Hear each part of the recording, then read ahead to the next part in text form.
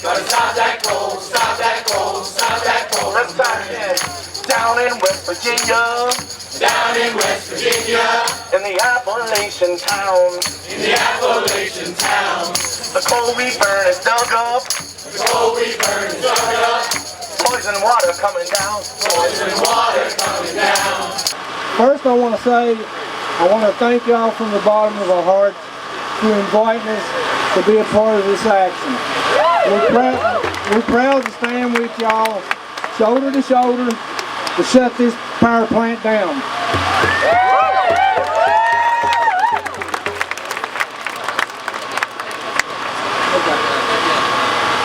And back home in Appalachia, some of this coal that's coming from our hometown is coming to this power plant.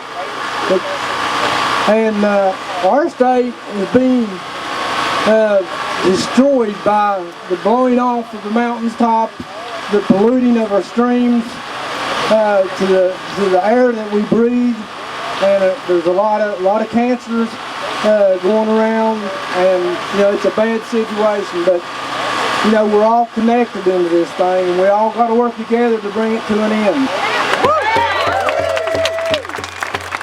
The coal industry, you know, in West Virginia, you hear all kind of coal propaganda. You know, one of the things they just come up with is that they invented carbon neutral coal. Wow, where did they find that at?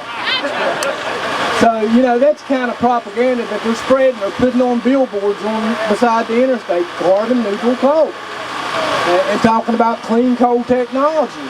There's no such thing as clean coal. There'll never be anything like clean coal. But anyway, these power plants, I've said these numbers over the last 3 days, and I'm going to say them again, that, you know, you don't see it in the newspaper about what these coal-fired power plants do to the people that live in and around them. Every year, year after year, there's 23,000 Americans die because of these coal-fired power plants. From respiratory problems. They die prematurely. And the mercury that comes out of those same smokestacks over there causes so much mercury into our waters that 1 in every 5 women that get pregnant and have a child, they will have birth defects. And autism, kidney, blindness, disease. So these power plants are killing machines. It's exactly what they are. And there's been a spread across the country to take these coal-fired power plants offline. I'm glad to be here with you today, mainly because I know that the people that live in and around this power plant, your health is being impacted by what's going on over here. You know, with all the cancer that's been proven that these coal-fired power plants cause, and you know, they say, well, coal is the cheapest form of energy we have. Well, that's from the coal industry.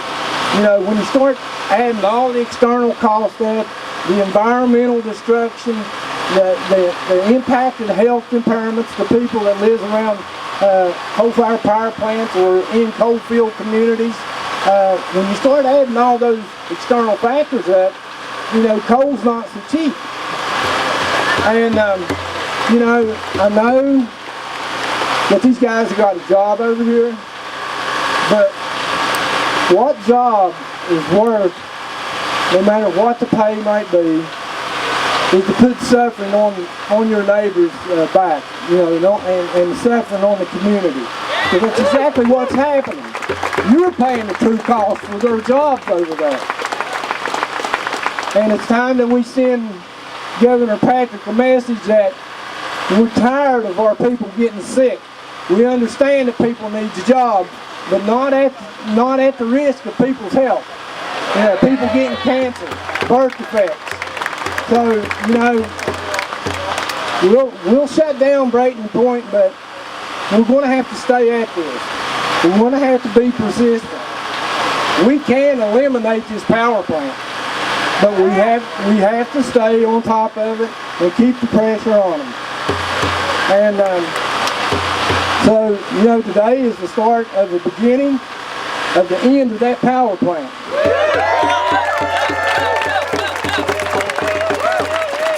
But again, I'm glad to be here from the coal fields of West Virginia.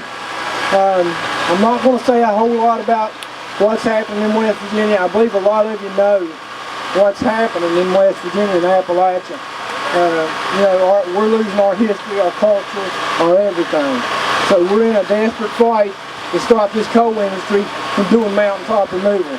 And the only reason they do it is that they went from deep mining, like I did, back in the 70s and 80s, when we had 130,000 miners, to mountaintop removal, where they're producing just as much coal with 17,000 miners.